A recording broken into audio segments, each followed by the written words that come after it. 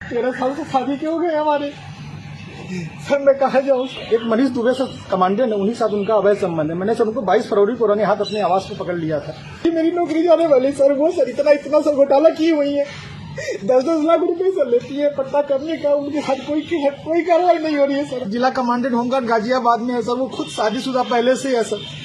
Sir वो वही sir, उसी का सर मेरे पत्नी के साथ अवैध संबंध। उसकी पत्नी भी सर बहुत परेशान है, मुझसे संपर्क में आई, कही भैया हम दोनों का परिवार टूट रहा है, किसी तरह सही कर लिया जाए। हमने कहा बहन में पूरी कोशिश। मामला है, आप कह रहे हैं कि जिस लड़की को आपने पढ़ा लिखा करके एसडीएम बनाया वो आपकी जान की प्यासी हो रही है, क्या पूरा मामला? सर इसका सर मेन कारण सर है मनीष दुबे के साथ उनका अवैध संबंध। सर जिसकी जानकारी सर हमें करीब साल भर पहले हुई, लेकिन सर उन्होंने कहा कि दोस्ती है। खैर सर हमारी पत्नी सर एसडीएम थी उस समय, इलाहाबाद प्रयागराज में सोराम तहसील में रही। तो मैंने कहा सर बड़े पद पे हैं, दोस्ती तो हो सकती सर, अधिकारियों से बात साथ बैठना उठना। तो मैंने सर उन्होंने मैं ये कह के टाल दिया, तो सर मैंने ध्यान नहीं दिया।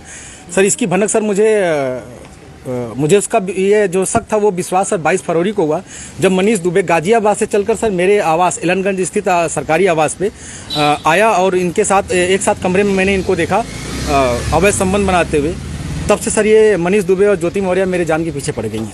कौन है, पूरी कहानी बताइए, क्या मामला है? सर 2010 में ज्योति मौर्य के साथ मेरी शादी हुई सर।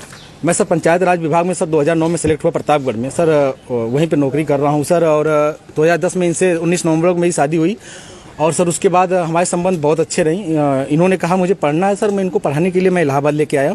और इलाहाबाद में सर द काउंसिल कोचिंग है, वहाँ पे इलाहाबाद की सबसे अच्छी कोचिंग थी। मैंने वहाँ पे किसी तरह सर पिताजी के सहयोग से, भाइयों के सहयोग से और यहाँ तक कि मैंने अपने डीपीआरओ साहब के सहयोग से पैसा उधार लेके इनको कोचिंग कराया। और सर ये मेहनत भी की सर और सक्सेस भी हुई। 2015 में ये सर एसडीएम पद पे चयन हुई, 16वीं रैंक इनकी आई। सर बहुत ही खुशी का माहौल हुआ कि हम एक छोटे पद पे रहते हुए अपनी पत्नी को इतना आगे ले गए। वो भी बहुत खुश थी, पूरा परिवार खुश था। और सर 2015 में ही मेरी सर भगवान की दया से मुझे इतनी खुशी मिली कि मेरी 2 जुड़वा बिटिया भी हुई और जिनका नाम हंसी खुशी मैंने रखा, क्योंकि उस समय खुशी का माहौल चल रहा था सर। और सर बहुत अच्छा चल रहा था। लेकिन सर 2020 में ये मनीष दुबे जो जिला कमांडेंट होमगार्ड है उसकी एंट्री होती है हम दोनों पति पत्नी के बीच में। और सर घर इतनी तबाही पे पहुंच चुका है कि घर तो टूट ही रहा है, बच्चे तो दूर हो ही रहे हैं, पत्नी दूर हो ही रही है सर। यहाँ तक कि मैं मुकदमा भी मेरे ऊपर हो गया है और मेरी मौत की साजिश भी रची जा रही है।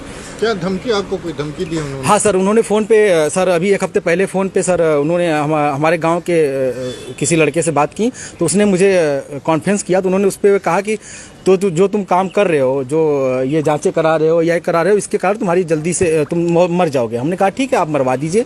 तो मैं नहीं मरवा रही हूँ, जो करवा रहे हो इसके कारण मारे जाओगे। हत्या की धमकी दी है? जी सर, हत्या की। और सर उनका भाई सर सचिन मौर्य है सर, वो मेरे घर से सर रखे मेरे काफ़ी जो कुछ पैसे थे, जेवरात थे, वो सर लेके चला गया। मेरे सर उसकी वीडियो बना के भेजा कि मैं लेके जा रहा हूँ, जो करना हो कर लीजिए। और सर मुझे चैटिंग लिख के भेजा है कि आपका व्हाट्सअप सब कुछ गायब कर दूंगा, हैक कर लिया हूँ, जो सेव करना हो सेव कर लीजिए। और सर उसने क्या किया कि मेरी सिम भी अपने पास रख लिया है, रख के यूज कर रहा है। मेरा बैंक अकाउंट है उसमें जुड़ा हुआ है सब कुछ, लेकिन सर वो मेरी जान पे सब लोग तुले हुए हैं सर। क्या वो आपसे तलाक मांग रही है? हाँ सर, उन्होंने मुझसे ऑडियो के माध्यम से कहा है, मुझे अभी तक कुछ ऐसा नोटिस तो नहीं मिला है, लेकिन सर उन्होंने कहा है कि तलाक प्यार से दे दीजिए, बवाल मत करिए, नहीं तो मैं आपको बर्बाद कर दूंगी। आपके डीपीआरओ से बात हो गई है, आपको बर्खास्त करा दूंगी, न नौकरी करने दूंगी न जीने दूंगी। आपने इसकी शिकायत कहाँ? सर इसकी शिकायत मैंने सर्वप्रथम सर उसी दिन धूमनगंज SHO साहब से की। उन्होंने मुझे राजरूपुर पुलिस चौकी भेजा, मैं राजरूपुर पुलिस चौकी पे आवेदन दिया, लेकिन सर कोई सुनवाई नहीं हुई। फिर सर उसके बाद मैंने ये 25 अप्रैल की बात है, फिर मैंने 27 अप्रैल को सर उनको ये रजिस्ट्री के माध्यम से सर उनको भेजा, कमिश्नर साहब को भेजा। डीएम साहब खत्री साहब के यहाँ मैं खुद स्वयं उपस्थित हुआ हूँ, उनसे मैंने बात की कि सर आपके एसडीएम साहब हैं ऐसा कर रही हैं। तो उन्होंने कहा ठीक है मैं कार्रवाई करवाता हूँ। फिर मैं कमिश्नर साहब के यहाँ गया, कमिश्नर साहब को दिया, पुलिस कमिश्नर साहब के यहाँ उपस्थित हुआ, उनको दिया। फिर कहीं सुनवाई नहीं हुई तो सर मैं डीजीपी साहब के पास गया, डीजीपी साहब ने मेरे बात को संज्ञान में लिया, लेकिन फिर भी सर आवेदन ले लिया गया, कोई कार्रवाई नहीं हुई।